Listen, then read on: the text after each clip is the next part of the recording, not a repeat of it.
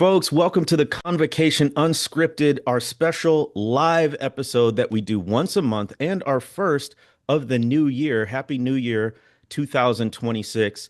This is the podcast where religion, culture, and politics intersect in real time. And I'm one of your hosts for this episode, Jamar Tisby, joined in this new year, and it's good to see y'all, by Diana Butler Bass. Hi, Jamar. I don't know if I can say Happy New Year today. I understand, and we'll get all into that. And Kristen Dumais is here. It's good to be back together. And Robbie Jones. Hi, everybody. Hey, Jamar.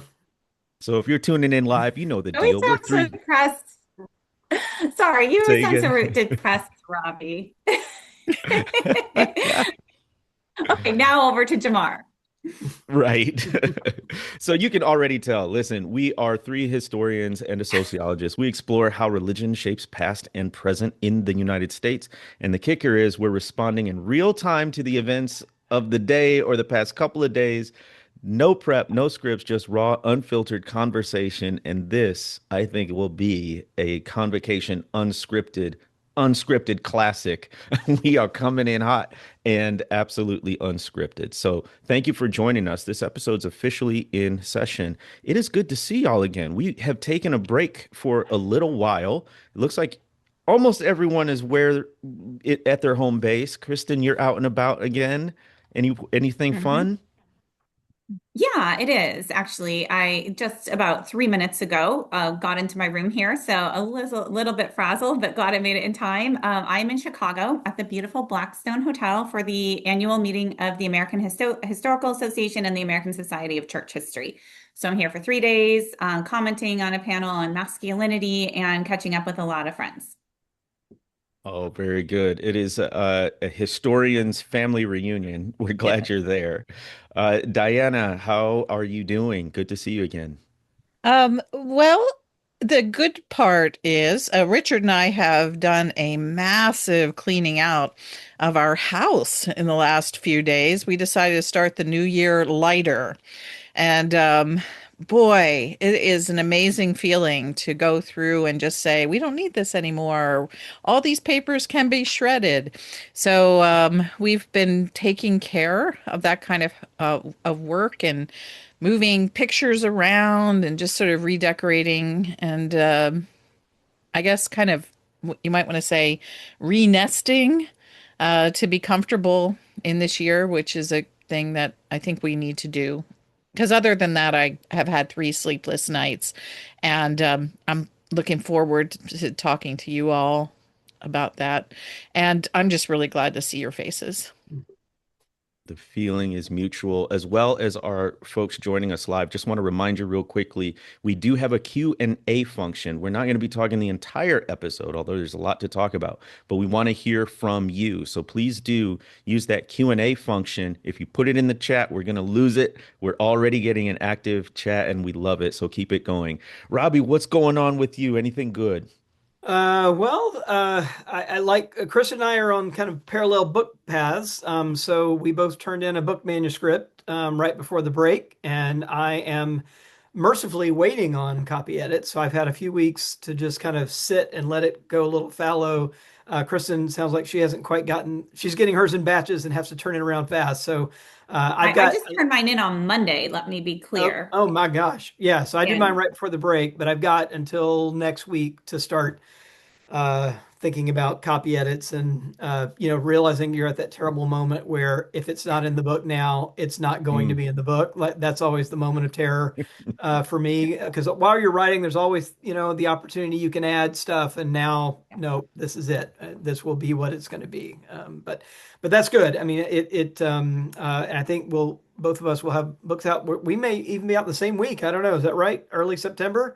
I So haven't stay heard yet. tuned. Yeah, but Yeah. sometime then. Yeah. So stay tuned, folks. We'll be talking about both their books as well as Diana's A Beautiful Year, which came right on time. We need that book this year because already we are starting out, like you said, Diana. We don't know if we can say Happy New Year. Let's begin with the most recent, the very tragic and infuriating murder of Renee Good in Minneapolis. And so I'm sure folks, you've seen the news and heard it, but just to recap, this is in Minneapolis. A woman in the car with her wife and dog in a residential neighborhood in Minneapolis. She's pulling away, trying to get away from ICE agents, and one of them shot and killed her in the car. And it is tragically familiar, although this is also a little bit different with ICE agents being involved. It's not the first shooting that they've done since this massive tidal wave of agents. But this one happens again in Minneapolis, where just over 5 years ago, George Floyd is murdered, and it becomes sort of the epicenter of a massive racial justice uprising and calls for reform and abolishing law enforcement that continues to abuse its power. So, um, you said a sleepless night, Diana. I think you already wrote about it. Let's just begin with our sort of emotions and our feelings right now, especially the timing of the new year. Anybody want to chime in? Well, I can just say a little bit about the piece that I shared on my Substack today. It's one of the things that I was contemplating last night when I couldn't sleep was how much and this reminded me of Kent State, Hmm. an event that happened when I was 11 years old. And I will never forget seeing the photographs of that everywhere. That especially that one photograph of the student kneeling by her dead friend and looking up with just this look of absolute horror and why have they done this? Why have they done this? And so I went back and I retraced that a little bit historically when I got up this morning at 5:30 and wrote about some of those similarities because I think I was remembering that trauma from my childhood as well as the trauma that I watched yesterday on the television. So there was a sense that, yeah, we've been here before. I've certainly been here before. And it's really painful. And I thought as well about how that shooting, the National Guard killing 4 students at Kent State University in 1970, plus what happened 10 days later at Jackson State College in Jackson, Mississippi, where pretty much the exact same thing happened at a historically black college. Those two events combined to create the motion that will eventually reveal President Nixon to be just a complete liar and the immoral fabric of his entire presidency. And it took a while for that to happen. But the terror and the trauma of witnessing those events in television and news magazines in the ways that we could witness them 50 years ago really wound up with a result that that shook the presidency to its core. And so that's one of the things I was thinking about this morning is how this event will have similar kinds of impacts on children who watched it, on anyone who viewed yesterday. And will this be an event that is part of that pushing this series of historical, tragedies in a direction that will shake the presidency of the United States to its core and take us to a place that we really can't even imagine right now, because nobody could imagine Richard Nixon resigning in disgrace. So those are the things I've been thinking about today. And it's literally hard to remember something that scared you to death when you were 11 years old. I never liked men in uniform or carrying guns because of that. I always thought that they were going to shoot me. Yeah, well, I've been thinking a lot about lies. I'm writing haven't posted it yet. It'll go up either tonight or tomorrow morning. That I think I'm just calling like Trump's lies are killing us. because, he's not only lying about what happened, the video is pretty plain. There's been a lot of independent analysis, saying clearly this woman was not trying to run over, nor did she run over. Trump's actually claimed she did run over an ICE agent and then they shot her. That was Trump's claim, even while he was looking at the video with New York Times reporters. Clearly, that's not what the video shows. So he's lying about what happened, but not only that, like I was just trying to think about if we trace the deadly chain of the lies back, where does it go? Right. And so why is ICE in Minnesota to begin with? Right. They don't get there without Trump's lies. And remember, and this is like for those of us who are, and I know there's a lot of people here in the Twin Cities.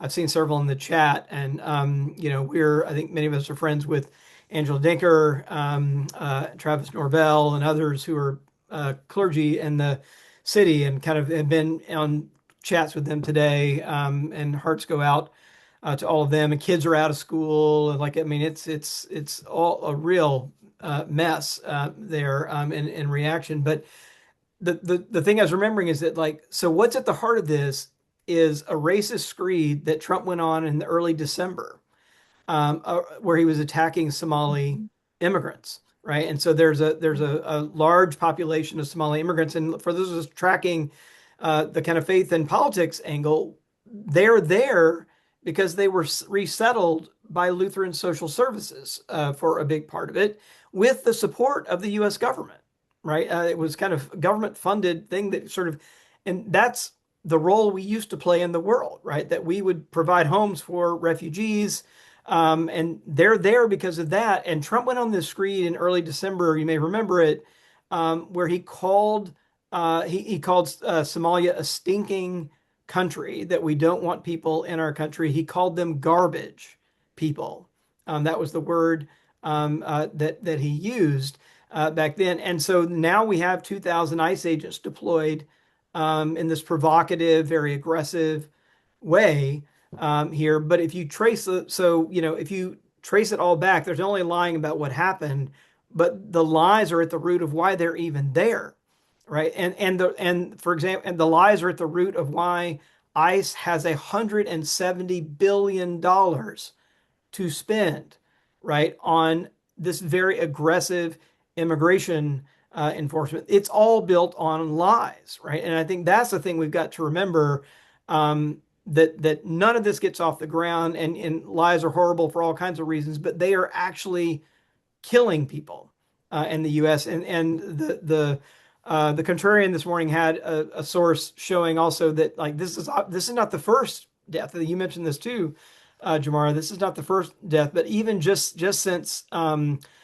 July, they have tracked 14 other shootings by ICE officers, from them rolling into town like these in very aggressive ways.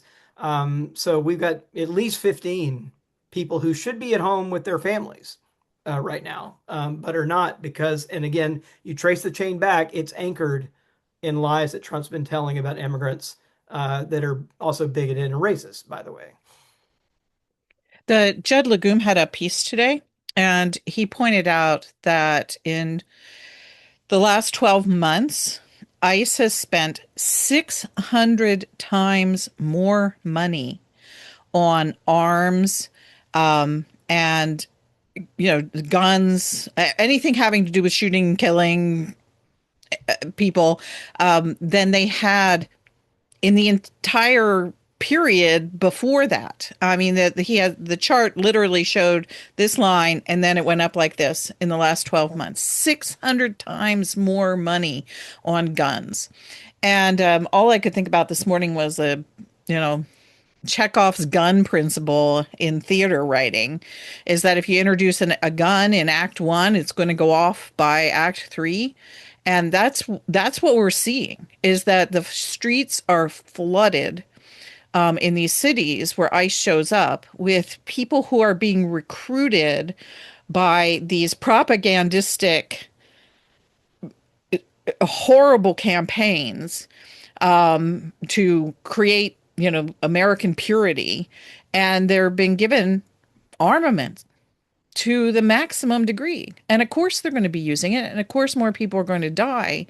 And I fear that this is just the beginning, these 14, 15 Yeah.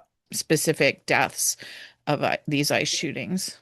Yeah, just one more figure on that before we leave that point, and want to hear from Kristen. But 45 million of that 170 million is also going to concentration camps to be built on American soil. Like, so we should like be clear about that. And we're already seeing, sort of the way the like abuse, inhumane conditions, all of that stuff that we always know goes along with internment camps or concentration camps. And we've got money to build at least 50,000 beds in concentration camps on American soil in the coming year. Yeah. So I will say when I heard about this event, read about it, watched the video, it affected me in a way I didn't even realize at the moment. I think this is probably true for many of us. Because I read about it, there's bad news coming all the time, right? There's violence, we're becoming used to this. And then I realized also I had all this little to-do list, little easy things, and I realized I couldn't. I just wasn't doing it, and I didn't even know why. Like, why can't I go and send this email? That's not a hard thing. And then I realized I just watched somebody killed by the state, and I think just sitting with that, and I keep kind of coming back to that. So there's the analytical part of me, and then there's just the sheer horror. And the analytical part is also horrified because, we have to think about the frameworks here. The money, yes. What we are talking about essentially is ICE, which we've said before is Trump's private militia, to do his bidding. We have seen the plans made for this. There is no regret among anybody in this administration. It seems quite the contrary, right? This is, boom, being used immediately to justify more troops, more violence, and the terms have already been set. Domestic terrorists, right? She is being labeled a domestic terrorist. We knew violence was going to happen. That's what those weapons are for, right? We've already had the national security memo that says anybody who interferes is a domestic terrorist, right? That's already there. And, where are the people who care about free assembly, who care about the First Amendment, who care about the basic rights of Americans, who care about the safety of our communities, right? Where are those people? Half of the country cares, and the other half doesn't seem to at all. And again, just this feeling of horror and foreboding that this is the beginning of the next stage. We talked a year ago about the election being the end of the beginning and the beginning of the next thing. I feel like this might be another one of those markers that we look back on. And unlike Kent State, I see no evidence that this is going to lead to any restraint. I think it's going to be an accelerant, and I think it is designed to do just that. Aside from, there is no aside from. It's the incredibly rupturous loss of human life. I think what makes it especially an acute kind of pain is that this is at the beginning of a new year. 2025, the first full year of the second round of this regime, was exhausting, demoralizing, deflating, all of those things. And no matter what's going on in the world, the turn of a new year always comes with some sense of hope. No matter what you've been through, just this sense of a chance to start fresh, to turn a new page. And I'm angry and devastated that we didn't even get a week of that. We didn't even get half a week of that. But that no sooner had the calendar changed from 2025 to 2026 are we faced with an onslaught of, as you said, Christian, the next phase of gore. That's what this phase is going to be characterized by: blood and violence. Um, we've had a lot of arguments verbally and a lot of conversation. This is another stage. And we talked about this 6 months ago with the big ugly bill and the appropriation of that money, which was the beginning of it. You have $170 billion and unleash against your own people. We I, the thing we have to cling to, because I'm struggling for any sort of like handhold in this moment. The thing we have to cling to is each other. And I don't mean that in some saccharine way, but I think we all feel it. Everybody who's joining us live, and certainly the four of us, that just coming on here at the same time to lament and to grieve together, it humanizes us. And what is lacking in so many of our leaders and in so many of these masked thugs is a degree of humanity. So if we can do nothing else, if we can't even hold on to democracy, we've got to hold on to our humanity, and we cannot do that alone or in isolation. So I'm at this moment extremely down, but also have this gratitude that there is always a remnant of people who see truly what's going on, don't want to tolerate it. And if we can do nothing else, we can be there for and with each other. So I'm really glad that you brought up the violence aspect of this, because it's actually been pretty strong through the whole of the holiday season. On Christmas morning, I remember waking up and I said to my husband, I wonder who Trump's going to kill for Christmas. And this little turn really began on Christmas Day when they just went and killed a bunch of people in Nigeria, um, and used language that was very reminiscent of the Crusades in order to justify it. And then we moved on to Venezuela. And then came the celebration, which was a genuine celebration of the violence on January 6th. And now comes this, which is literally, it was obvious today when JD Vance did his press conference that they've been waiting. That the narrative and the whole linguistic frame and everything else has been in the background, ready to roll out as soon as they found the right episode to pin it on. And I that's what I am worried about too, is that this is not just about theories regarding fascism and whether or not this is Christian nationalism.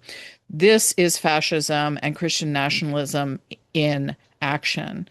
And this is what happens when people posit Jesus as a warrior, and that he's the manly man, and that violence is the way of salvation. Um, we're there. Lots of people in the comments were talking about sort of Nazis and German fascism in the middle part of the century, and there certainly are those parallels too. But I think we have to hold in mind that this is very also distinctly American, and it's distinctly connected to American evangelicalism and the heretical turns that it has taken in the last 2 decades. And so, yes, Nazi Germany, but also the Southern Baptist Convention. Yeah, it's worth noting, talking about the lies. I kind of went back and looked, and we've been at PRI, we've been tracing, the foundation of this was the big lie, right? That the 2020 election was stolen, right, from Trump. And we asked about this right after January 6th, and at the time it was two-thirds of Republicans and 61% of white evangelicals that believe Trump, the big lie, and only 29% of the public. So they're twice as likely as the public to believe the lie.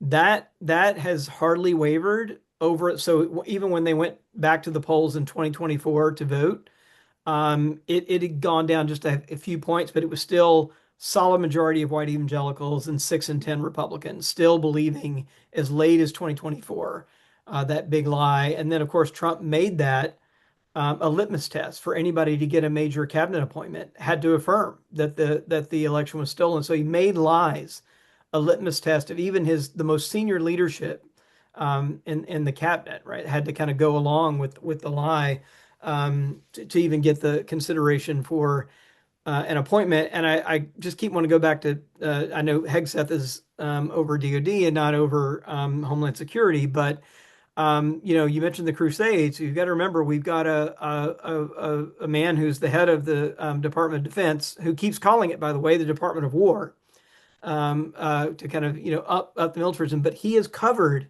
in Crusader tattoos, right? That including Deus Vult, God wills it, with a sword on his arm, which was the Crusader motto against killing Muslims in Palestine. So, I mean, this is the man we have at the head of our military apparatus with that kind of worldview, in full operation. I agree with you. It is a kind of particularly American packaging of that crusading vein of Christianity, right? That has kind of come through the American context, and it's just really appalling. And I think the brakes are off here, that we really are seeing it. And the last thing I'll say is about January. I've been thinking a lot about that, what you said, Jamar, and January comes, of course, from the Roman god Janus, right? Who had two faces, looking back and looking forward. And I do think one of the things we can do as scholars, as people in solidarity, everybody here on the call, is mark the time. I think it's hard to do in real time. It's often only but I think I'm convinced that this actually is another mark. This January will be a time that historians look back and write about another turning of the screw, right, where things ratcheted up. So I think it's helpful just to say, okay, yeah, we are seeing another escalation that's not going to be rolled back. It's actually just one more step, and it's another bright line. And I think part of the January 6th thing is part of it too. We haven't even mentioned the White House website, right? And everyone should actually go and look at it. It's whitehouse.gov/J6. And if you go, it's this ominous black and white monochromatic thing. And they've actually made the photo of the House Select Committee. They did black and white photos of every member of Congress that served on the House Select Committee. They actually made a GIF out of it so it will glitch on the page. I don't know if you noticed that, if you've been there, but it's this kind of darkened black and white photograph. And if you stay there long enough, it just goes zzz, zzz, like this of all the. And then if you scroll down, the only color on the page are color photos of the insurrectionists that are all cheery and bright, and they're the heroes, right? And the villains at the top of the page in this kind of glitching photo are all the members of Congress that had the courage to stand up and say this was an insurrection and by a lying president who tried to overthrow an election that he lost. And so it's just, and this is officially on the whitehouse.gov website now, right? So it's our government is now just fully propaganda.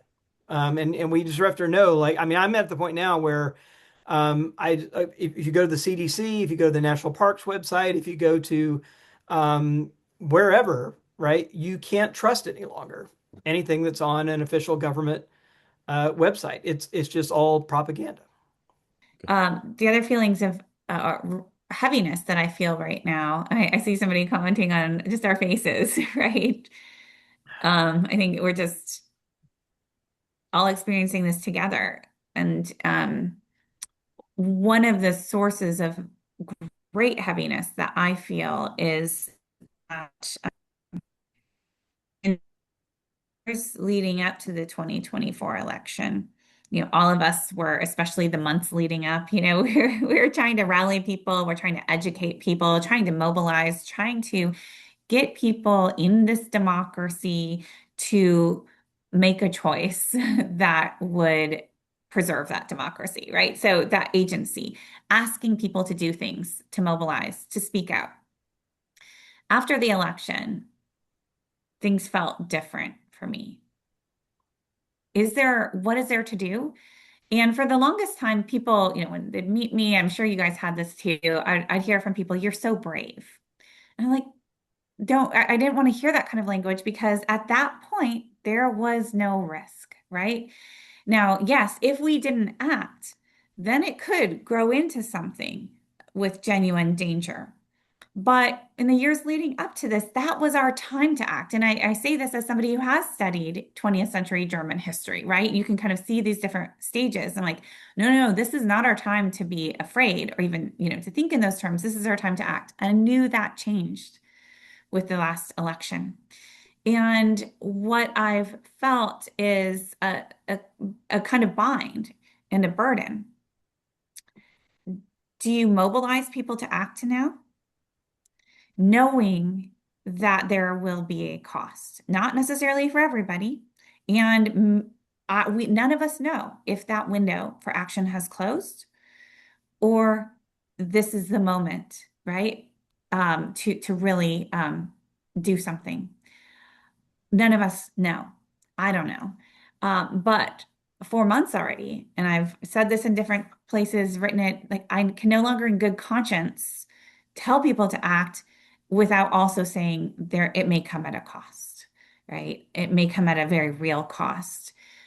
Just yesterday morning, I was reading Bonhoeffer from his letters from prison. And I'll write about this in the coming months as soon as I have the bandwidth, but it's something that I'm carrying with me. And it's Bonhoeffer reflecting on his moment and on the previous 10 years and sorting through what people can do in the new reality. Because he says success creates history, right? Like we are now living in a new era. And after this week's shooting, it feels like a very new era. It felt like a new era after the election. So, what does it mean to be courageous, to be good, to be faithful in this new reality? And I think that's something that we're going to be discerning day by day, hour by hour in community. And one of the things that I'm doing is going back to those voices from the 20th century, from people like Bonhoeffer, from civil rights activists, from people who were living in times that were not safe and how they discerned what they could do and what they should do. Because Bonhoeffer said one thing too. He said, this wasn't really a time, certainly not in 1945, to be, going out guns blazing. That would not be successful.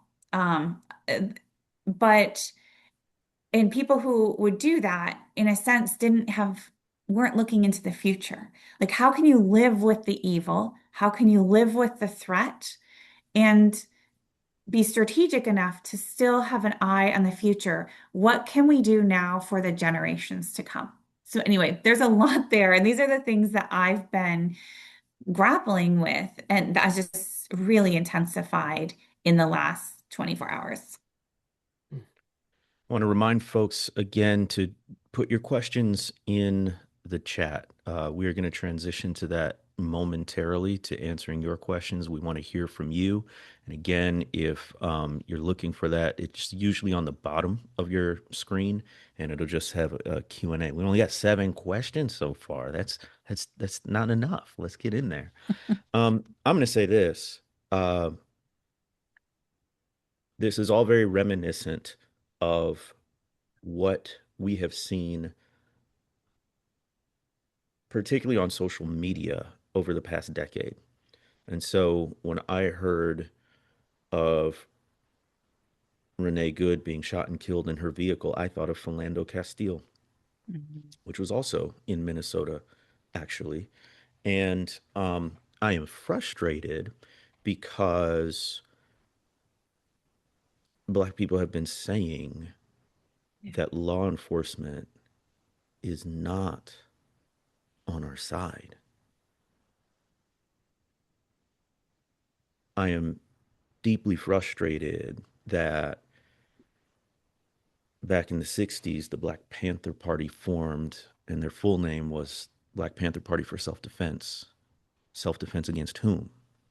Against police in Black neighborhoods, brutalizing everyday people. I'm deeply frustrated because when we look to sources of hope and help, we're still not looking to a people who have lived under white Christian nationalist authoritarianism under many names for centuries. So, but I am constructive in this. This is not an indictment. This is an expansion. Oh, how wonderful, actually, that we have additional resources. So I would love to hear from you all in the chat what resources from uh, historically marginalized communities, particularly in the United States, would you give? I'm thinking in particular of Black Americans, but also Indigenous people, people of Latin descent, Asian descent, women. Let's broaden our library out there with your recommendation. So if you have a recommendation, go ahead and drop that in the chat so we can see some different sources here.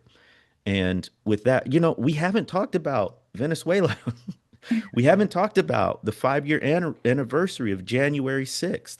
I'm cognizant of that. I'm also cognizant that we want to do some Q&A. So, um, if you have something burning among the hosts here that you would like to say about one of those, please feel free to just jump in. But also, we've got some questions coming in. So, if you see among the hosts a question that you would like to address, go ahead and do that, or mention your piece on one of these other topics. Can I say some of this a little bit? I don't think there's probably a question about it, but having, written a book called A Beautiful Year and having this be the start of the year, people have been asking me a lot of questions about that. And one of the things that I felt really strongly this year is something I've really hated actually about the liturgical year is that you land on Christmas and then you go immediately to the slaughter of the innocents. A couple of days later is the main feast.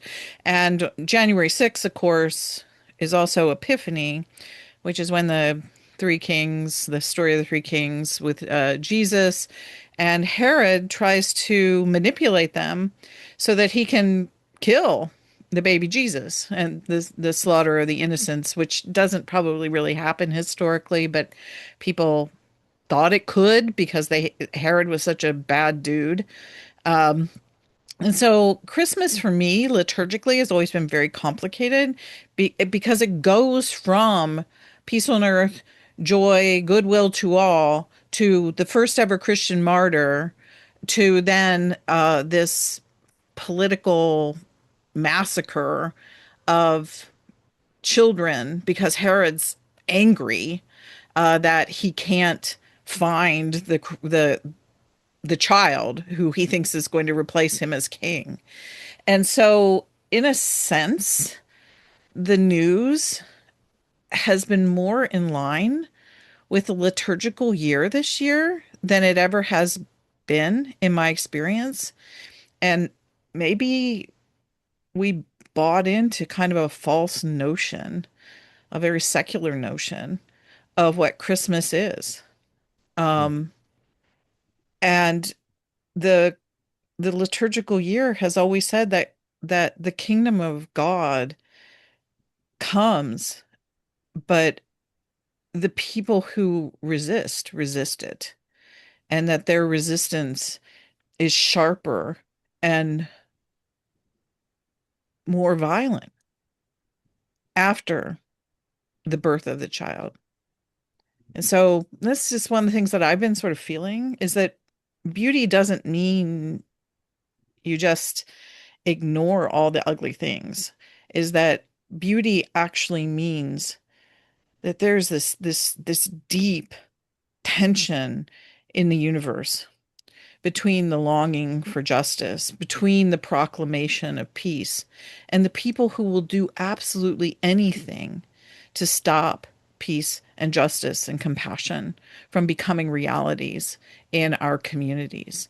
And there's a pathos that is, I think, beautiful, that is attached to that, and learning how to live into it and struggle with it and hold on to faith through it all, I think, is the challenge of Christmas.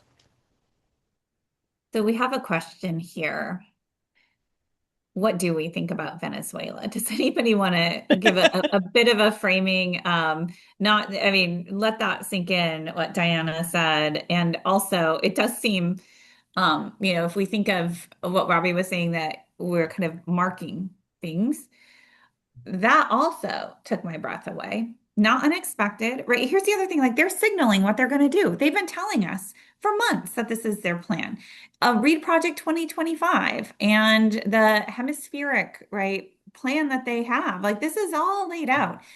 No surprise that they're looking to Greenland next, right? This is all laid out. But I think a couple of things. First of all, as a US historian, because I have studied the past, I am usually hesitant to weigh in on matters of foreign policy, because one thing that I think that Americans tend to do is to flatten things into a kind of narrow domestic partisan kind of framework, and then take their sides and not understand the complexity of any kind of act with respect to foreign relations, which is not in any way to justify this, right? I think we can talk about many of the dangerous precedents. But related to that, I would say the other lesson from history is that there are so many unpredictable, unintended consequences for any engagement of this sort.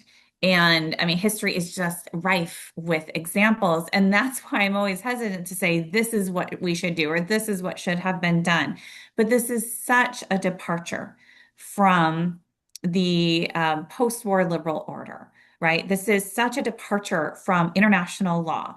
And, I'm the first to say there are great limitations to the international order and in the U.S. Action in Italy and in America and so on.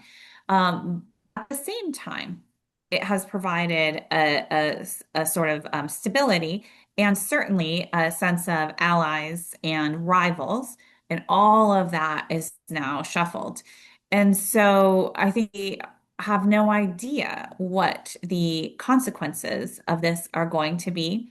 And I think that few people have a clear sense of what the motivations actually are and what the end game actually is, right? And so I see a lot of outrage, and then I also worry that I think a lot of people have no idea. I don't have a clear sense, but I have some inklings. And if you keep your ear to the ground, but it's all devastating because I realized one thing that I was kind of holding on to against all hope was still the sense that all of this could be undone, that domestically, right, we can somehow pull things back.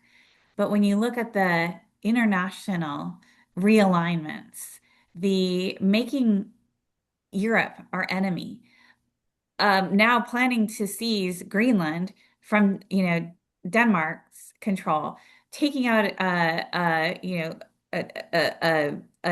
dictator, a terrible ruler who is a ruler of a sovereign state, right? The precedent's there. Does this mean? We can't go back, right? We couldn't go back even before, but it just really kind of seals it for me. So I guess that's a lot of different things, but it was enough to grapple with. And then we had yesterday's shooting, and it just feels really, this week feels too much, and we're not going back. So on Venezuela, if you look in Project 2025, Mandate for Leadership, under the section on the Department of State, it goes through global region by global region and nation by nation what they think are the problems and what they think needs to be done. And there's a section on the Bolivarian Republic of Venezuela in there.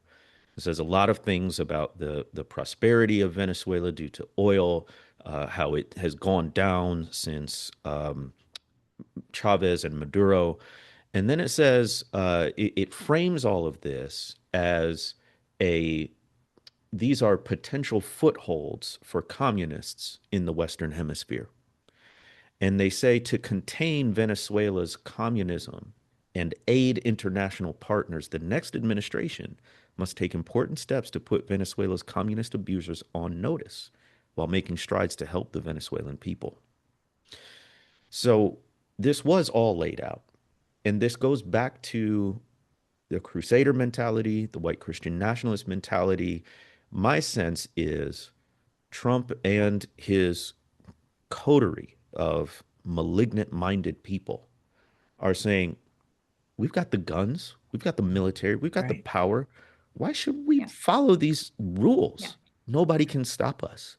So let's take Venezuela and the oil. Let's take Greenland. No, what is Denmark going to do to us? And just run roughshod over any sort of fragile equilibrium that was always imperfect and always unjust to the most vulnerable people. But to take that and just say, we don't need to follow it. This is, our destiny. This is our God-given right by power to take. And then they'll use language of, oh, well, we're improving it. We're civilizing it. We're protecting Christianity, which sounds hauntingly familiar and also no less brutal than in ages past. Well, I think we got to take seriously. I mean, we got Stephen Miller, just outright using the language of raw power, like nobody's going to fight us over this. We'll just take it. And then we've got Marco Rubio, typing in all caps on social media, this is our hemisphere. Yeah. Right. Just laying claim to the entire Western hemisphere. Like these are imperialistic, straight up claims to raw power without any sense of norms or law or respect for any of that stuff. So I think it's all about a kind of continued waking up to the realities. I think there's still, even in me, I think there's still so much resistance to like believing the reality that keeps unfolding before my eyes, right? Can we really? Is that like do we really mean that? Like, we all thought he was joking when he mentioned Greenland in his first term. Like people laughed about that, right? But I don't think that's a joke. And so and the other thing about Greenland is I've read some analysis that it can't actually be about the strategic military presence there, because there's actually already an agreement in place from the Cold War era that would allow us to expand our military presence there almost at will. The agreement's already on paper, so they could actually put 5 more military bases, U.S. military bases, if they thought it was actually a hedge against Russia or something like that. We've only got 1 military base there right now, but we could do that under existing agreements. My guess is that it really is about the rare earth elements that are in Greenland, right? So it's oil in Venezuela, rare earth elements in Greenland, because China's sort of shutting down their access or controlling their access to those rare earth elements that are used in the making of all kinds of electronics and the phones, in all of our pockets. So, there's some of that. And then I got to think too, there's some with Trump. I remember growing up playing that game Risk. That, you get out the big map and you would kind of occupy the territories. And I feel like in some reason, it's just also about Trump just saying he wants to get out his red, white, and blue crayons and just color the whole hemisphere, red, white, and blue, just as a pure act of hubris and power, regardless of, the economic upshot of it all. But it's just clear that, like, Chris, there's other games being played here, behind the scenes. We've got to really keep our eye on that ball. That's one of the things that really worries me, and that's where I come back to the comparisons to Hitler is that lots of people weren't very upset at Hitler until he started taking over territories that weren't his.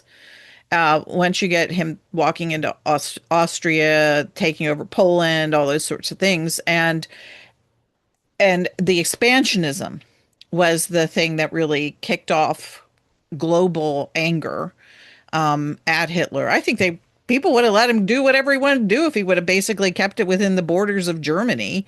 And that makes me think, oh my God, how mad are people getting at us? And what's that going to mean? Yeah. And And if Trump can just go and, kidnap and take out some leader in Venezuela, why can't somebody do that here? Washington, D.C. this is our home. This is our hemisphere is not that very far from this is our homeland, and the whole blood and soil kinds of claims. It's a Right. very short step from those things, and I know that's that mindset, right, is what's behind it here. That again, it's back to manifest destiny. I mean, DHS has been posting old school manifest destiny imagery all over their social media feeds, Yeah. all Oh, over the totally. past year. Totally. And it's just been ratcheting up. And I mean, I fear that um the media is just woefully insufficient to grappling with this. This is so unprecedented, right? And it's like this question of, I think you had said this, Robbie, about not even believing your eyes, right? It just, even though like we've been studying this and we've been detailing this and we've been reading their plans and we've been trying to warn people about their plans, it's still we have to fight back against this incredulousness that it how is this who we are? Because it is happening so fast. I mean, it's been brewing for a long time, but it's being implemented right now in very real ways. And my question is that the news coverage it feels like about 7 years behind. And by the time they catch up, we won't get there, right? Um, they won't ever catch up because then things will become illegal. So sorry, it just gets darker and darker. I don't see how this turns except by of mass protest. And we've Right. already seen the shot across the bow right there, knowing that that will put everybody in danger. Anybody is the right word there. Anybody. We don't know who, right? People who are sticking their necks out think it might be them. And then it's Renee Good, right? After she drops off her 6-year-old at school. One little glimmer of hope, if I can grasp for one, is as I was arriving here in Chicago, I was listening to NPR and I heard an interview with I think it was a representative of state representative in Minnesota from the district next to where the shooting happened. And he got on and he said, and he called it what it was. And this is authoritarian tactics. And then he said that um, thus far, all of the protests had been peaceful, and he had encouraged that. But he also pointed out that in his district, they had an event, and 1,000 people showed up. I think it was last night for training for how to confront ICE. Think about that, right? So the message that is sent there is meant to cause, fear and to consolidate their power and their grip on power. And 1,000 people showed up in that neighborhood to say, sign me up. Yeah. And I want to give a shout out to the Minneapolis mayor Yes. as well, Jacob Frey. I think is how you say his last name. But he just straight up said, like, this was an agent. I'm going to read it. This was an agent recklessly using power that resulted in somebody dying, getting killed. What I can tell you is the narrative that this was just done in self-defense is a garbage narrative that is not true. It has no truth and it needs to be stated very clearly. So I think more of that, right? Local people standing up and saying, yeah, no.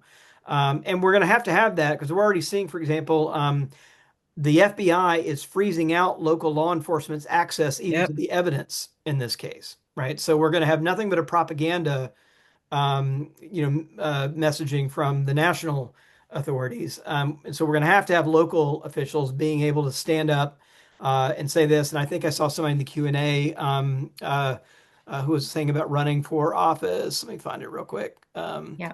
Uh, yeah, Eunice saying being afraid. Yes, absolutely. People are afraid to run for office, and the people who are sitting in elected seats are afraid to do the right thing. So, one, thank you for being willing Yes. to serve all of us in that way. And it's just going to come with risk. I mean, that's the thing. It is going to take some bravery, some courage, and some risk to do every act of speaking out, every act of leadership, every act of resistance is going to come with some way of calculating risk. One more thing I'll say, Jamar, is I still am, I'm from Mississippi, right? And when I go back and read those stories from the civil rights movement, um, most of those people, I think, would have thought the regime in Mississippi was so powerful and had such a Yeah. lockhold on politics that, I mean, I think many of them acted without thinking, like they were thinking, I'm doing this for my kids because I don't think this is going to happen in my lifetime, right? But nonetheless, we're willing to kind of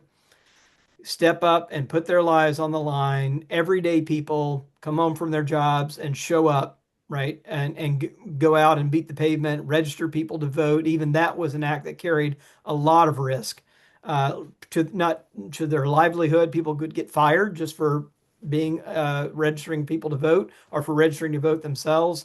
Like we can remember, all of that came with some cost. And I think I'd say this, like particularly people who look like me, we kind of read those narratives sometimes with a little bit of romanticism about it because most white people get to sit pretty comfortably on the sidelines with all of that. And I think that's the thing in 2026.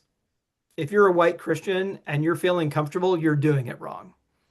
We're gonna have to really know, like, if we don't, we're all gonna have to assume some risk. I think to be faithful, we're going to have to assume some risk. And if you're feeling overly safe, yeah, I think you're doing it wrong. Can I just say that my niece is a Lutheran pastor in the neighborhood where this stuff happened in Minnesota? And she was one of the first clergy on the scene yesterday. And I actually thought we actually thought we were sending texts back and forth to each other.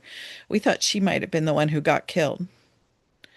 Because the person is the same age, Renee Good's the same age and is a mom, and it's like something my niece would do.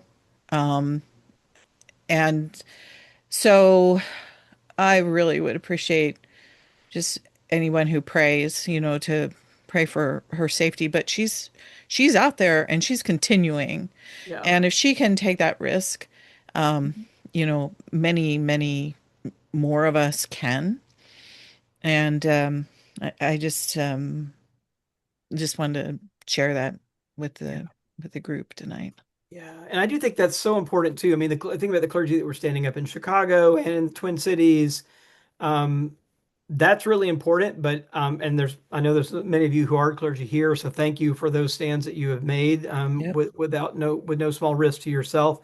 But also for those of us who are not clergy, when we see clergy doing that, we need to have their back and like really let them know, right? Even if you're not a member of their church, if you see somebody in your community doing that, take the time to call the church, take the time to drop the note. It really does matter, I think, for just having them know that okay, other people in the community have got their back. Yeah. I see a lot of questions circling around what do we do? I think Shelley had a great question around is there a website or a resource site that has resources around how to live, particularly as people of faith in these times, both to resist and also to live under that. So if anybody has resources they want to share, please do that in the chat section. Um, I just want to remind us again, as we look at the Black freedom struggle, the resistance was never just one thing. There was no magic tactic or strategy. It was everyone doing what they could where they could, and a few things caught on. right? Like Yeah. we should remember that the Montgomery Improvement Association was already ongoing and ready when it was time to do the bus boycott. We should remember that in every town where King went, there was a local grassroots organization already set up to receive him, to put out the word, to gather people for the rallies and the marches. And that's still what it takes. So I want to sort of move us away from this notion that it's going to be all of us doing this one thing at the same time, and that's what's going to be the thing.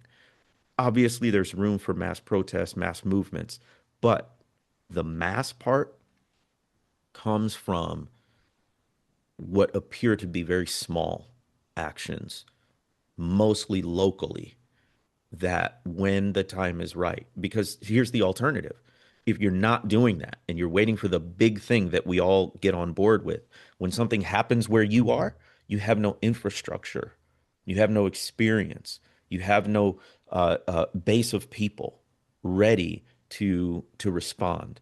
And so that's what we need to focus on. We say this all the time, but what's happening where you are and how can you get involved? You don't have to invent something.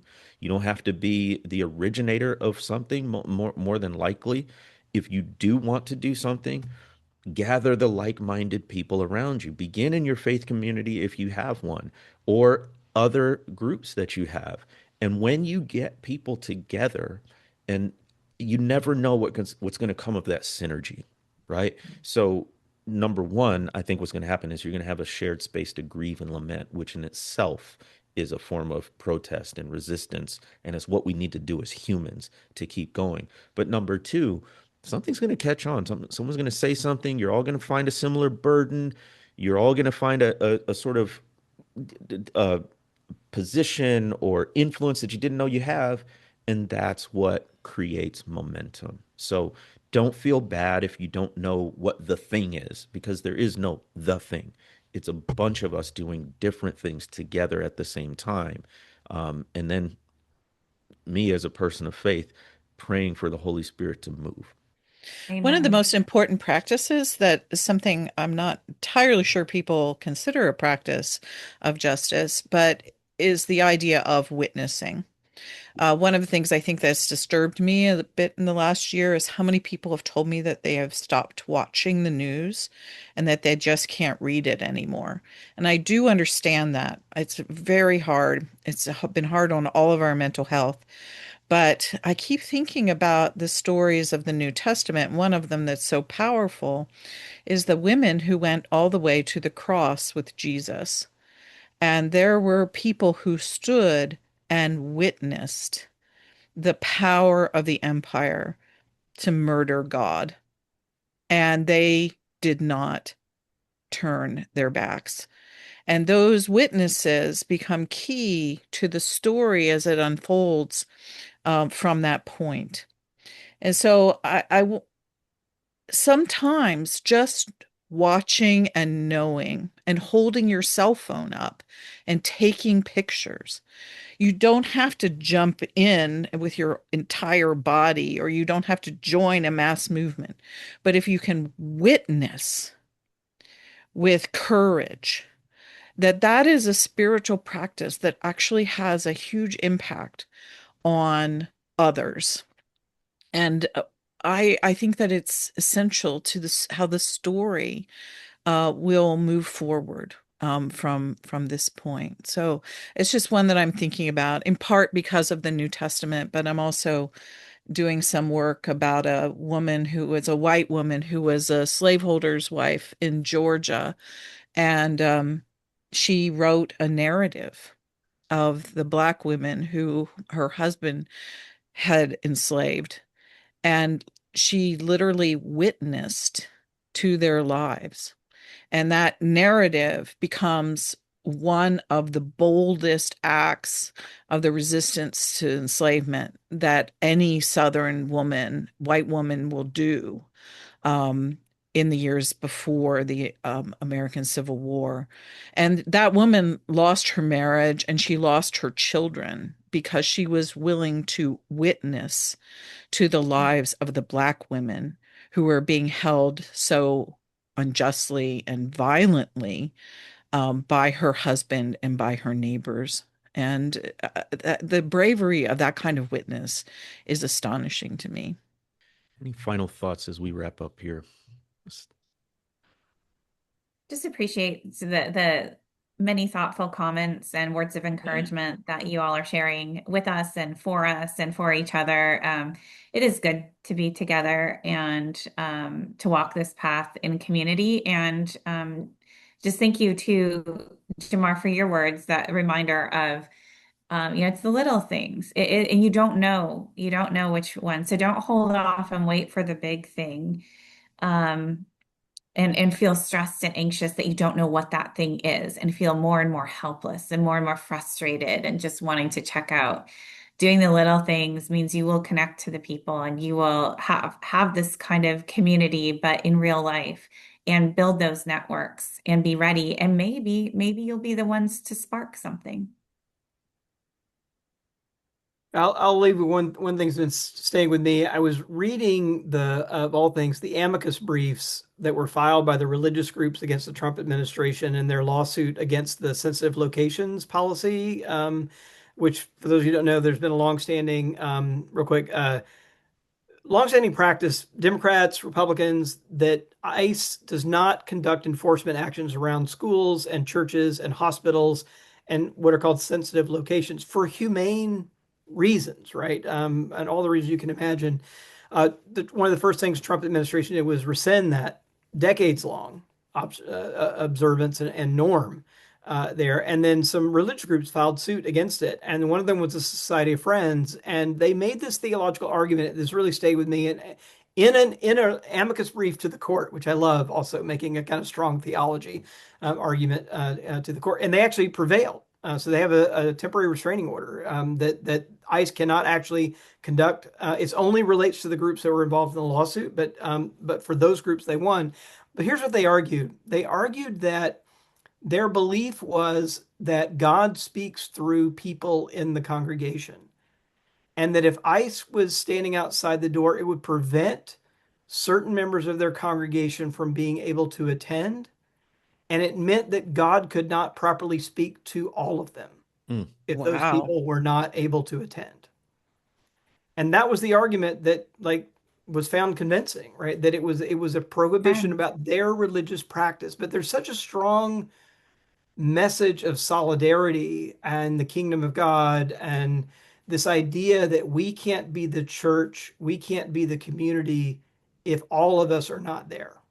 And I've been thinking about that a lot. And if we could kind of recalibrate and really make that real for us, right? That when ICE comes in and sweeps up these people from our community, we cannot be the community we're supposed to be with those people not there, right? That's a church thing, but it's also a community thing. It's also a democracy thing. If we really believe in a pluralistic democracy, we can't be the country we need to be in if all of us are not there.